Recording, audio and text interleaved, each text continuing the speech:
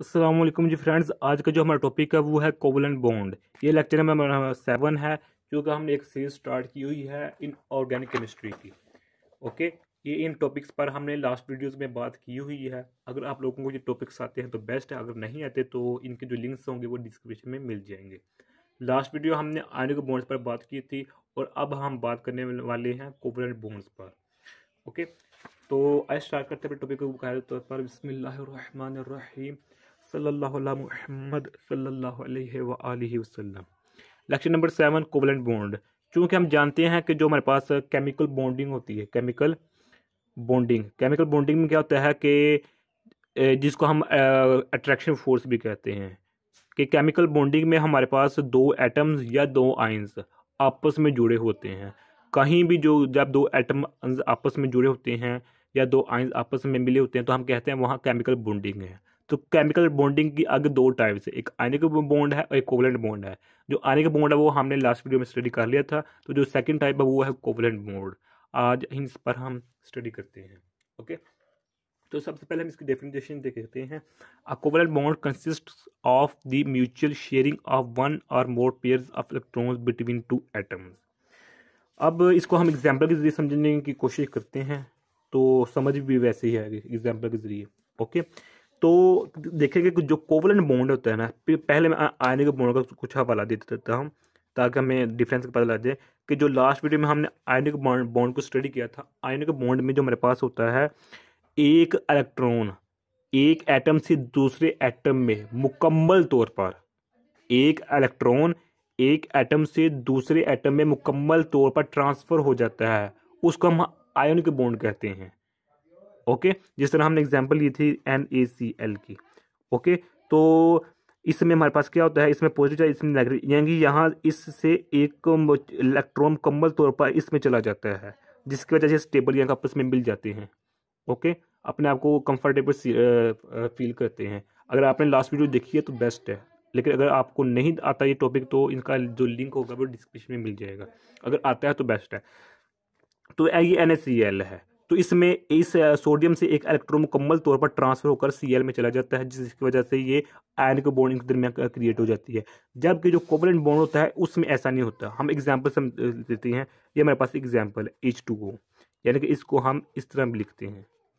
जो हमारे पास है दो हाइड्रोजन आपस में कैसे मिले हुए हैं, क्यों मिले हुए हैं, किस वजह से इसके दरमियान ये हमारे पास क्या है, ये हमारे पास कोवलेंट बॉन्ड है। हमारे पास इधर क्या है, कोवलेंट बॉन्ड है, आयोनिक नहीं है। अब ये कोवलेंट बॉन्ड कैसे है, क्योंकि हम जानते हैं कि जो हाइड्रोजन का एटॉमिक नंबर होता है 1 1 होता है।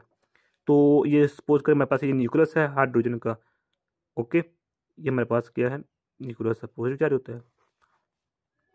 तो अब देखें कि ये हमारे पास फर्स्ट शेल है। फर्स्ट शेल में जो मेरे पास होता है इसका एक इलेक्ट्रॉन है, ये इधर इधर है, अब ये है इसका है। अब इसकी बात करते हैं, ये न्यूक्लियस है हाइड्रोजन का, ये फर्स्ट शेल है। फर्स्ट शेल में एक इलेक्ट्रॉन होता है, किसका, हाइड्रोजन का। क्योंकि हम जानते हैं हाइड्रोजन का एक एटॉमिक नंबर होता है, तो इसके वैलेंस शेल में यानी कि आउटर शेल, वैलेंस शेल यानी कि जो मेरे पास ये बाहर वाला शेल होता है इसको हम आउटर शेल या वैलेंस शेल कहते हैं। अब देखें कि जो हमारे पास एक एक इलेक्ट्रॉन होंगे ये आपस में मिलेंगे, आपस में मिलने की कोशिश करेंगे, यानी कि कोशिश नहीं करेंगे, लेकिन देखें हम इसको देखते हैं। ये हाइड्रोजन एक, ये हाइड्रोजन है, दो हाइड्रोजन, ये न्यूक्लियस है, ये न्यूक्लियस यानी कि पॉजिटिव चार्जेस है। और एक फर्स्ट शेल है, इसका भी फर्स्ट है, इसमें भी एक फर्स्ट इलेक्ट्रॉन है, इसमें एक इलेक्ट्रॉन है।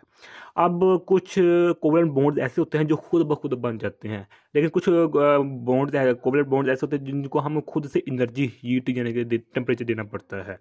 अब इस एटम्स को हम यानी कि जब एक दूसरे के करीब लाएंगे, करीब कैसे लाएंगे, हम खुद से फोर्स लगाएंगे, हम खुद से एनर्जी देंगे, हम खुद से हीट देंगे, तो ये एक दूसरे के करीब आएंगे।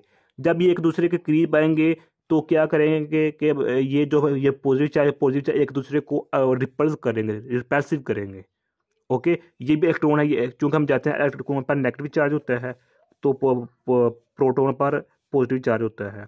तो ये न्यूक्लियस एक दूसरे को रिपेल करेगा, ये इलेक्ट्रॉन को रिपेल करने की कोशिश करेगा। लेकिन हम खुद से एनर्जी जो फोर्स यानी हीट दे रहे हैं वो हमारी डोमिनेंट है, तो वो फोर्स एक दूसरे को जब हम एक दूसरे के करीब लाएंगे एटम को, तो वो कुदरती तौर पर यानी कि ऐसा यानी कि केस क्रिएट हो जाएगा कि जो होगा ना, ये न्यूक्लियस हमारे पास ये पॉजिटिव चाहिए, इसको अट्रैक्ट करना शुरू कर देगा। और ये न्यूक्लियस इसको अट्रैक्ट करना शुरू कर देगा। ये पॉजिटिव है, ये नेगेटिव है, ये पॉजिटिव है, ये नेगेटिव है। पहले नहीं आ रहे थे कोई दूसरे के करीब, लेकिन जब हमने खुद से एनर्जी दी, हीट दी, इसको टेम्परेचर दी, ये एक दूसरे के करीब आना शुरू हो गए। जब ये एक दूसरे के करीब आना शुरू हो गए तो ये मेरे पास जो ये प्रोसेस है इस तरह हो जाएगा कि जो हमारे पास होता है ये, तो ये इसमें देखें कि जो मेरे पास होता है ये इलेक्ट्रॉन थोड़ा सा आगे आ जाएगा, यहाँ आ जाएगा, और इसमें जो इलेक्ट्रॉन होगा वो यहाँ आ जाएगा। तो ये एक दूसरे के साथ मिल जाएंगे आकर। ओके, तो ये यहाँ मुकम्मल शेयरिंग नहीं है, यानी कि ये इलेक्ट्रॉन यहाँ मुकम्मल तौर पर ट्रांसफ़र नहीं हुआ है, और ना ही ये इलेक्ट्रॉन यहाँ से इस एटम में मुकम्मल तौर पर ट्रांसफ़र हुआ है। अगर ऐसा होता तो ये आने को बॉन्ड होना था, लेकिन चूंकि इधर कोवलेंट बॉन्डिंग हो रही है जिसमें हमारे पास इलेक्ट्रॉन मुकम्मल तौर पर एक दूसरे में शेयर नहीं हो, ट्रांसफ़र नहीं हो रहे, बल्कि वो शेयरिंग कर रहे हैं एक दूसरे के साथ। इसका हम एक छोटी एग्जाम्पल लेते हैं। क्योंकि हमारा जो वतन है इस्लामी जमहूरिया पाकिस्तान है, अल्हम्दुलिल्लाह इसमें हम आज़ाद रियासत की तरह रह रहे हैं। इस्लामी जमहूरिया पाकिस्तान, पाकिस्तान में जो पॉलिटिकल पार्टीज़ हैं वो क्या है, PTI है, पाकिस्तान तहरीक इंसाफ है, PMLN है, पाकिस्तान मुस्लिम लीग नून है यानी कि, और उसके बाद आ सकती है पीपल पार्टी। और आजकल जो हमारी एक मजहबी तहरीक है माशाल्लाह उनका भी बहुत रूज है, वो है TLP, तहरीक लब्बैक पाकिस्तान, खातम साहिब साहब की।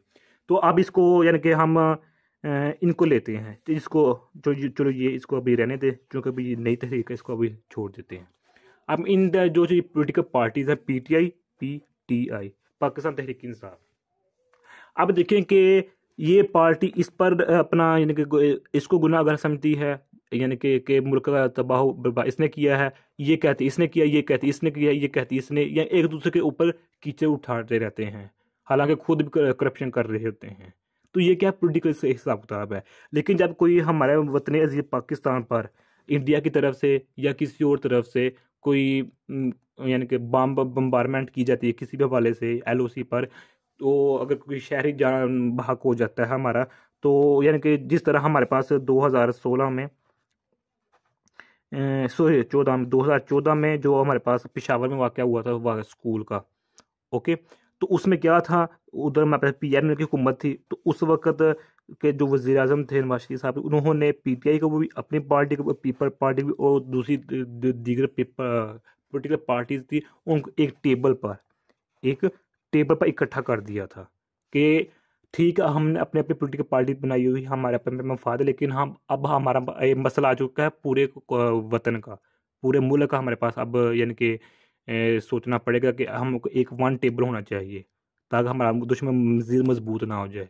तो इसका क्या मतलब है, पहले एक दूसरे को गाली देते थे, लेकिन अब क्या है, पाकिस्तान पूरे मुल्क का यानी कि वाक़या हो गया है, पूरे मुल्क की इज्जत का वाक़या। तो अब ये तीनों पार्टी यहाँ बैठ गई थी 2014 में।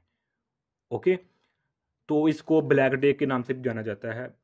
तो ये क्या है कि इनको फोर्स लगाया, कुछ इस पार्टी को वो इस पार्टी को भी, इस पार्टी को में चलो कुछ ईमानदार लोग होते हैं, कुछ उन्होंने खुद से, कुछ अवाम ने यानी कि लगाया कि चल ठीक है अपने सियासी पॉलिटिकल पार्टीज हैं, लेकिन अब मुल्क की इज्जत का मसला है, अब आप लोगों को इकट्ठा होना चाहिए। ये क्या है, हमने प्रेशर दिया, अवाम ने एनर्जी दी, अवाम ने हीट दिया, इनको पॉलिटिकल पार्टीज को, चलो अब इकट्ठे हो जाओ, अब मुल्क की इज्जत का मसला है, अब इकट्ठे हो जाओ। तो क्या हो गया, वो वन टेबल पर इकट्ठे हो गए। तो जो अवाम ने या खुद ब खुद जो एनर्जी दी है वो हमारे पास यही है जो हम energy in electrons in atoms को देते हैं। पहले ये भी एक दूसरे के करीब नहीं आ रहे थे, लेकिन जैसे ही हम थोड़ी सी खुद से एनर्जी दी तो ये एक दूसरे के करीब आ गए। तो जब करीब आ गए तो आपस में मिल गए, आपस में दोस्त बन गए, जिसकी वजह से मेरे पास ये हाइड्रोजन H2 मॉलिक्यूल बन जाता है। ओके, तो ये एक छोटी सी एग्जाम्पल थी। अब इसकी 3 टाइप्स हैं कोवलेंट बॉन्ड की। पहली टाइप है सिंगल कोवलेंट बॉन्ड, दूसरी है हमारे पास डबल बॉन्ड कोवलेंट बॉन्ड, और थर्ड है हमारे पास ट्रिपल कोवलेंट बॉन्ड। जो मैंने ये एग्जांपल ली है हमारे, जो ये देखें ये एग्जांपल दी है हमने ये हाइड्रोजन की, ये एग्जांपल सिंगल कोवलेंट बॉन्ड की है। इसमें हमारे पास सिंगल कोवलेंट बॉन्ड है, सिंगल है, तो इसलिए हम ये एग्जांपल इधर भी कोड कर सकते हैं, इधर भी कोड कर सकते हैं। तो इसकी डेफिनेशन कुछ इस तरह है, a single covalent bond is when a single covalent bond is formed when only one pair of electrons is shared between the atoms। Okay, यानी कि एक इलेक्ट्रॉन इधर से, एक इलेक्ट्रॉन इधर से जब आपस में शेयर हो जाते हैं तो हमारे पास सिंगल कोवलेंट बॉन्ड बनता है। अब हम आते हैं नेक्स्ट कि हमारे पास डबल कोवलेंट बॉन्ड, जिस तरह नाम से शो हो रहा है कि जब इन एटम्स के दरमियान डबल बॉन्ड हो जाएंगे तो वो हमारे पास डबल कोवलेंट बॉन्ड हो जाएगा। तो ऐसे ही है बिल्कुल कि डबल कोवलेंट बॉन्ड, इधर कोवलेंट आना है, इधर covalent bond, double covalent bond is formed when two pairs, one नहीं, two pairs of electrons are shared between the atoms. अब इसके हम कुछ एग्जांपल लेते हैं। जो मशहूर सी एग्जांपल है वो क्या है, ऑक्सीजन 2। ओके, हम जानते हैं कि जो ऑक्सीजन की जो इलेक्ट्रॉनिक कन्फिगरेशन वो क्या है कि वन शेल, सेकंड शेल, ये fourth, first shell, second shell, third shell. हम जानते हैं कि जो इसका एटॉमिक नंबर है वो 8 होता है ऑक्सीजन का, तो 2 इलेक्ट्रॉन इसमें आ गए।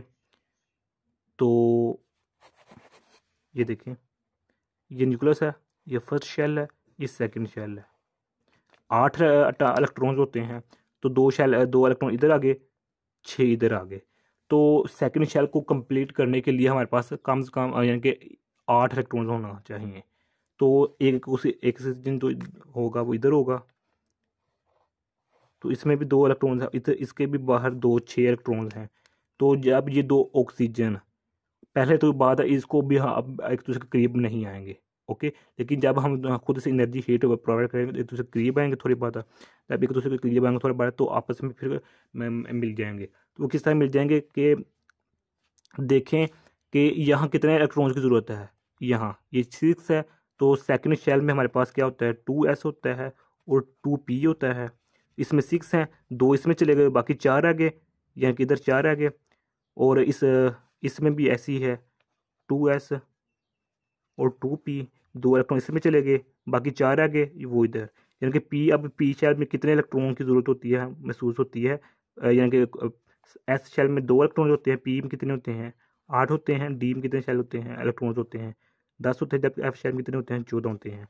अब p शेल को इसके p शेल को भी और इसके भी p शेल को 2 इलेक्ट्रॉन की ज़रूरत है। तो क्या करेंगे, ये 6 इलेक्ट्रॉन, एक ये इलेक्ट्रॉन है, एक ये है, 3 4 5, ये 6 इलेक्ट्रॉन्स हैं, इधर से भी 1 2 3 4 5 6, इसलिए यानी कि सेकंड शेल में इधर भी 6 इलेक्ट्रॉन है, इधर भी 6 इलेक्ट्रॉन है। अब एक इलेक्ट्रॉन इधर से, एक इधर से आपस में थोड़ा सा ना इधर आ जाएंगे। ओके, तो जब इधर आ जाएंगे तो एक दूसरे के करीब हो जाएंगे, करीब एक बॉन्ड बन जाएगा। ओके, तो एक इधर से भी, एक इधर से भी, ये भी एक दूसरे के करीब आएंगे, तो ये भी एक दूसरे के बॉन्ड बन जाएगा। तो इस तरह जो हमारे पास इसको भी, यानी कि जो 8 इलेक्ट्रॉन इसके मुकम्मल हो जाएंगे, इसके भी 8 इलेक्ट्रॉन मुकम्मल हो जाएंगे, यानी कि एक दूसरे के साथ इन्होंने शेयरिंग कर ली है, ट्रांसफ़र नहीं हुआ मुकम्मल तौर पर। ओके, तो अब हम इसकी जो हमारे पास थर्ड है, triple covalent bond. Triple covalent bond is formed when the 3 pairs of electrons are shared between the atoms. अब इसकी एग्जांपल क्या है हमारे पास, N2O। इसमें देखेंगे हमारे पास क्या होता है, जो हमारे पास N की इलेक्ट्रॉनिक कन्फिगरेशन वो क्या होती है, इसमें N कितने इलेक्ट्रॉन होते हैं, पहले हमें ये पता होना चाहिए। जो नाइट्रोजन होता है इसमें कितने इलेक्ट्रॉन होते हैं, एटॉमिक नंबर इसका कितना है, 7 है। तो 1 नाइट्रोजन में कितने होते हैं, इसके 2 पहले शेल में आ गए, तो सेकंड शेल में 2 आ गए, 2 2 4, ये है इसकी इलेक्ट्रॉनिक कन्फिगरेशन, ये है, यानी कि ये हमारे पास न्यूक्लियस है, ये फर्स्ट शेल है, ये सेकंड शेल है, ये 1 नाइट्रोजन हो गया, सेकंड नाइट्रोजन ये है। ओके, तो अब देखें कि इसके अंदर एटॉमिक नंबर कितना है, 7 होता है इसका, 2 इसके अंदर आ गए इलेक्ट्रॉन्स, बाकी कितने बच गए, 5। तो 5 इलेक्ट्रॉन इधर आ जाएंगे, 1 2 3 4 5, तो इसमें भी 2 आ जाएंगे, 2 N होने चाहिए ना, 2 इलेक्ट्रॉन इसमें आगे, बाकी 5 बच गए, 1 2 3 4 5। ओके, तो अब देखें कि जो हमारे पास एक इलेक्ट्रॉन इधर से एक इलेक्ट्रॉन ये एक दूसरे के करीब आएंगे, जब ये एक दूसरे के करीब आएंगे तो ये भी एक दूसरे के करीब होंगे, ऐसे ऐसे ये भी एक दूसरे के करीब होंगे, तो ये एक दूसरे के करीब आगे जाएंगे, तो जब एक दूसरे के करीब आएंगे तो ये मुकम्मल तौर पर क्या बन जाएंगे, कोवलेंट बॉन्ड बन जाएगा इन तीनों के दरमियान, यानी कि ये इस तरह हो जाएगा, ये अब इस तरह हो जाएगा, बल्कि और नज़दीक आ जाएंगे। ओके,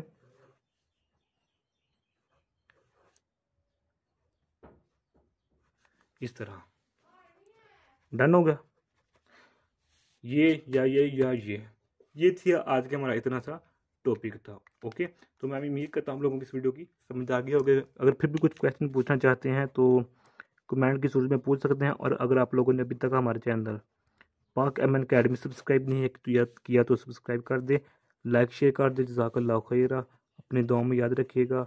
अच्छा, एक और बात याद रखिएगा, अगर आप लोगों को इलेक्ट्रॉनिक कन्फिग्रेशन या कि लेक्चर नंबर है 5 ये आती है तो आज का टॉपिक आपको समझ आ गया होगा। अगर ये आपको टॉपिक नहीं आता तो इसका जो लिंक होगा वो डिस्क्रिप्शन में मिल जाएगा। जज़ाकल्लाह खैर। अस्सलाम वालेकुम व रहमतुल्लाहि व बरकातुहू।